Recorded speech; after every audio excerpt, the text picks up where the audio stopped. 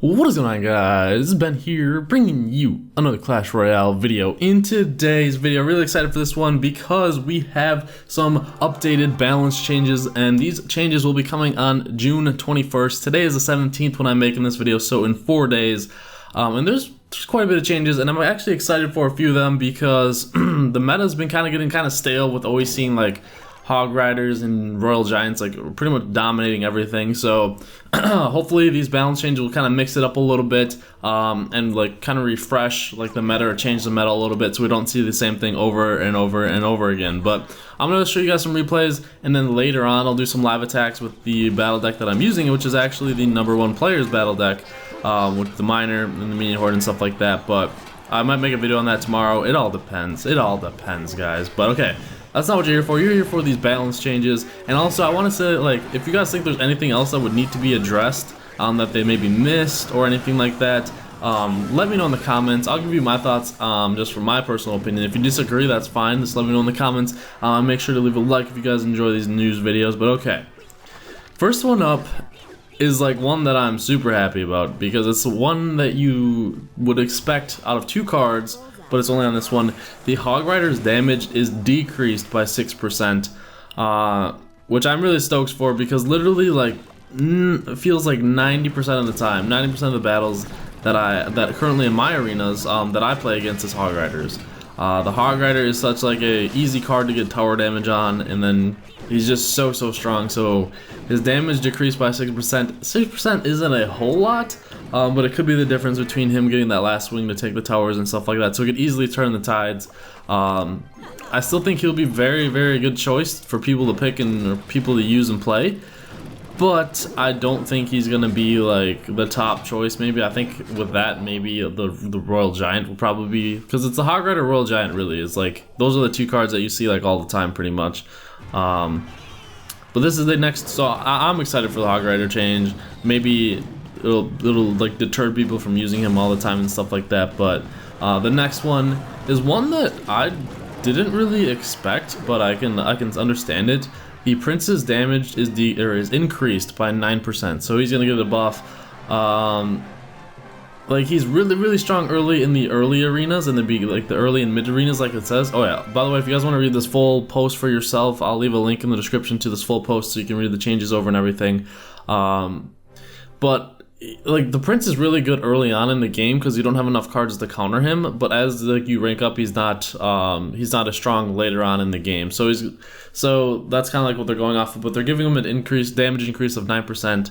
He's gonna deal a little bit more damage. Before they nerfed him more his run speed when he got a speed up boost, he used to be a lot faster, and they actually decreased that. So damage increase I'm okay with. Maybe we'll see Prince more. I honestly rarely see the Prince. Every so often I'll see like the Pekka double Prince, but I always used to call it double Prince Pekka. I always mess that up. But the next one, this makes me like see, will we see the double Prince Pekkas again? But the Pekka is getting a damage increase by 8% as well. This change will allow her to kill a barbarian with each swing, at least at tournament level rules, making her an even more a formidable offense option. Because the Pekka is kind of slow now. Pretty much it's like Royal Giant and Hog Riders, and it's like a really fast-paced meta where you just kind of get quick tower damage, and you don't really. There's not a lot of battle decks that ramp up big pushes or anything like that. For instance, the only one that you really see is like ever so often is the Golem. And I'll show you a battle with the Golem right here. But I don't know, it's so maybe Pekka will maybe come back, who knows. I probably will test her out because I used to love using the Pekka, at least with like 3 Musketeers and everything like that. But the next one I'm pretty happy about. I can use those cheese decks and stuff like that, the bait the arrows or zap decks. The Goblin Barrel spawn time is decreased to 1 second. That means like how fast like the goblins pretty much like hit the tower from the time it hits the tower. Before it used to take 1.2 seconds, now it takes 1 second.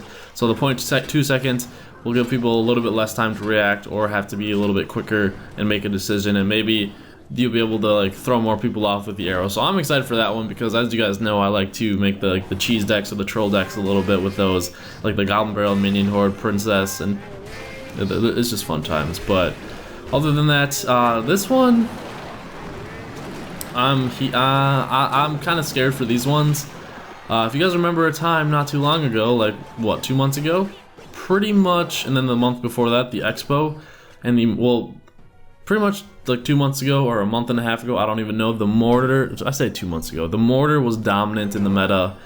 Literally, you'd see that mortar, and then you was just like get so mad because of the playstyle of the battle deck. And then the Expo before that was like the card that everyone was using, or just an annoying card that no one wanted to play against. And they're changing them up a little bit. So they are buffing the Expo. Its deploy time is decreased to 4 seconds from 5 seconds, which means like how fast it'll target and lock onto something. So before it was 5 seconds, took a while, now it's 4 seconds. That's actually pretty big, but it also got a hit points increase by 18%. So it's a lot more tankier. It's gonna take a little bit more to take it down. But honestly, you never really see the Expo at all. But I hope it doesn't become the overpowered deck with these changes, because hit points increased by 18% is a lot. And then its deploy time is like, I don't know, a little bit shorter too.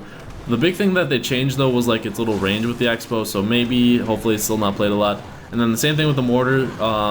They decreased its deploy time to 4 seconds from 5 seconds, and like that's it. But the mortar, I don't know. I'm pretty sure we'll see these more often now.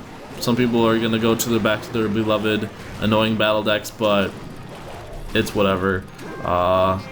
I'll deal with it. I mean, they're still not as overpowered as they were, like the mortar shooting every 3 seconds and stuff like that. But I'm sure people will still use them. Let me know what your thoughts on that one. I wish they weren't in the game, but that's just my opinion. Hey, if they're super strong though, I might try and make some battle decks on them. I'm not gonna rule that out, because why not? There's no point in complaining about them. There's like, I guess like we can't complain about them because they are a card in the game and they're in there for a reason. So I'm just like, I'm not gonna complain about them. If I use them, I use them. If I don't, I don't. But if we see them like over and over and over and over again, like that's the only deck you see, that's when I'll start to complain. Like how it was with the mortar. Oh my gosh, that was not fun. But this next change, the furnace lifetime is increased to 50 seconds from 40 seconds. So adding the 10 seconds, they hope will be able to like allow people to get maybe 2 furnaces down and do some really crazy pushes and stuff like that. And you can see it right here. Actually, it looks like I'm gonna lose. We got a mini Pekka, we got a golem going on my tower, the poison spell, and there's 10 seconds left. But okay, back to the news. So furnace change, I'm okay with. Don't really ever see the furnace.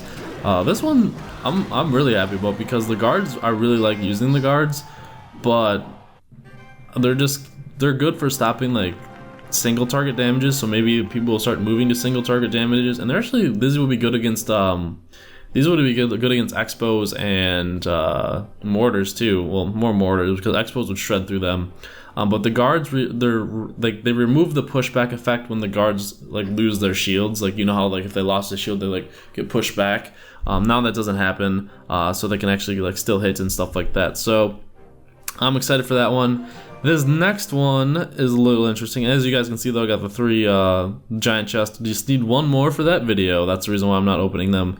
I don't even know. I just clicked a random replay, but we'll watch this one next. The Lava Hound. Oh no, I missed one. The witch damage is increased by 17%. So I think the witch will be pretty strong, because right here it says, our previous change didn't get her into a viable level we were hoping for. This change, for example, will allow her to kill minions in 3 hits instead of 4. So I think some people are going to be using the witch now. 17 damage percent is actually pretty substantial. So maybe I always liked using the witch before, but she was just not very good. Some giant witch strategies maybe, or decks I should say. But this is the next one too. I'm really excited for, because I was using the Lava Hound decks for a while, and you guys were like the rule air. And I said I was gonna want to push with that battle deck. So I may go back to it. So these changes I'm happy with. The ones that I'm not are like the Expos and stuff like that, and the Royal Giant not receiving any kind of nerf. But this one I'm excited for. The Lava Hound damage is increased by 28%, because literally like he gets to a tower, he doesn't do anything. He just kind of tanks. So they want him to be like a little bit scary. So his damage increased by 28%. That's with how little it was. It's not gonna be like a whole lot, but it's gonna make people worry about him. I don't think that'll put the air domination in the OP range, but we'll see. So I'm excited for it to see how it plays out, and if it gets way too overpowered, I'm sure they'll address it.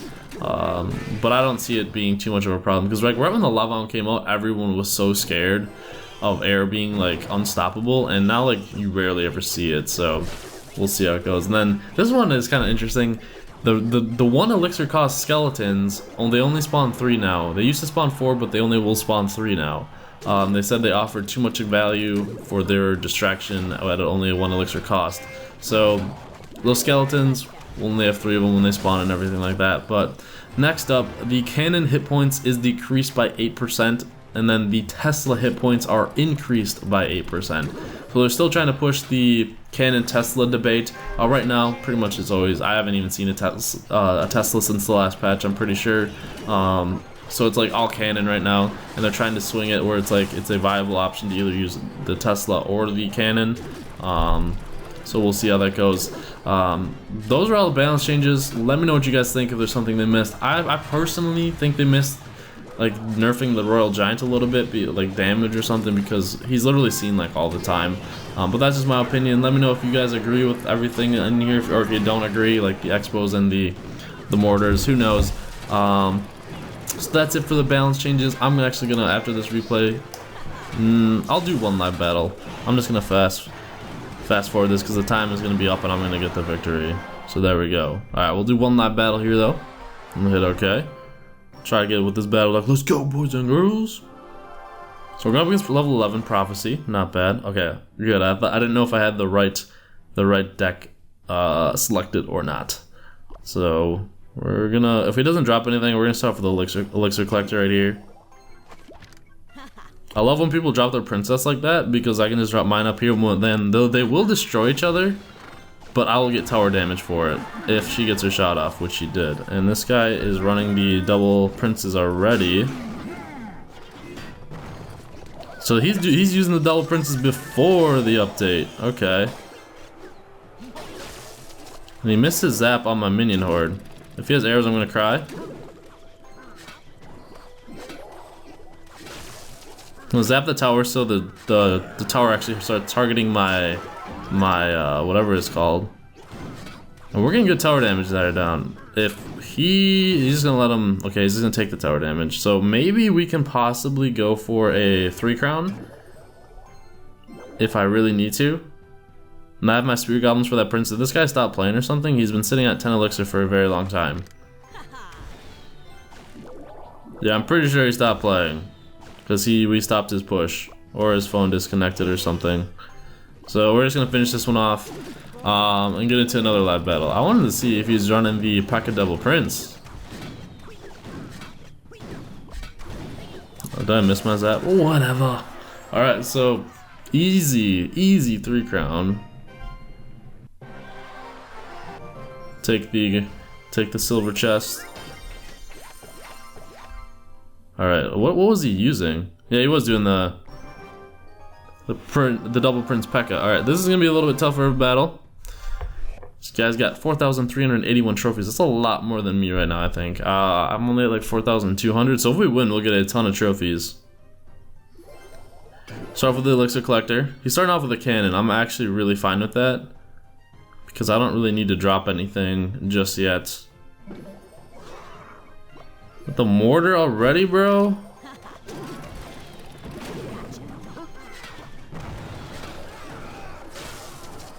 I'm gonna zap the mortar so it stops hitting my tower. So it'll just hit my cannon instead. Alright, so his mortar is down. We got an elixir collector out there. So this guy is prepping for the mortar right now. At least I have the miner for that. We're gonna see what we can do though. Let's go. I don't even know. I just want. Oh, he's got that as again. Okay. I'll just drop my cannon too then. It's got the fire spirits. I'm sitting at 10 elixir right now. I don't know what to drop. We'll drop the mini Pekka. Dump the elixir collector over here.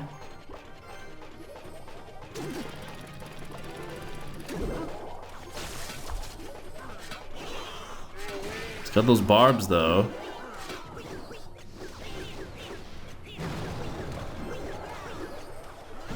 Drop the cannon once more. Princess over here. Bullseye.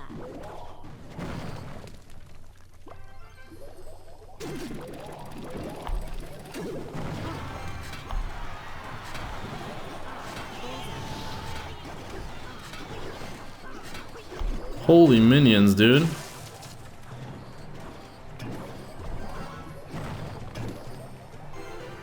Okay. I should drop my cannon a little bit more to the left so we can't get that fireball damage. I just thought of that. Oops.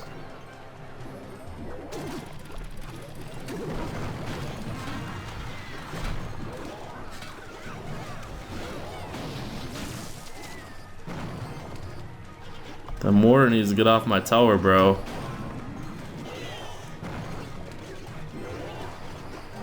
I'm pretty sure he might have the rocket. So we're gonna have to make a pretty intense push pretty soon here.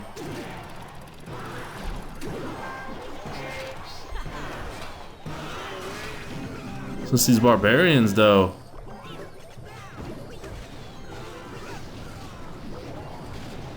So one more fireball and it's gonna actually take my tower. I cannot push to his tower. And he got it. He got it with the stupid minion. Stupid mortar deck, that's getting a buff. Oh my gosh. So either way, guys, that deck right there is going to get stronger. We're gonna have to deal with that again. We'll see if I can. It's probably just because literally like this battle deck right here is for the current meta. It's not so much for shredding through those defenses like that. Royal Giant would be a good counter to the mortar, so maybe switch to that if I don't want to deal with it. We will see. We'll see. Either way, I'm not too mad about those getting the buff and stuff. I'm sure we have a little bit more counters for them now with, like, of course, like pretty much I'm saying this is for Royal Giant. But either way, I hope you guys enjoyed the video. Make sure to look at it and let me know what you guys think of the balance changes. Kind of sad I lost that one, but that's okay. We'll find ways around it. But either way, I hope you enjoyed the video. Make sure to hit and subscribe for more Clash Royale videos. Not really good. Have a wonderful day or night, and I'll see you guys later.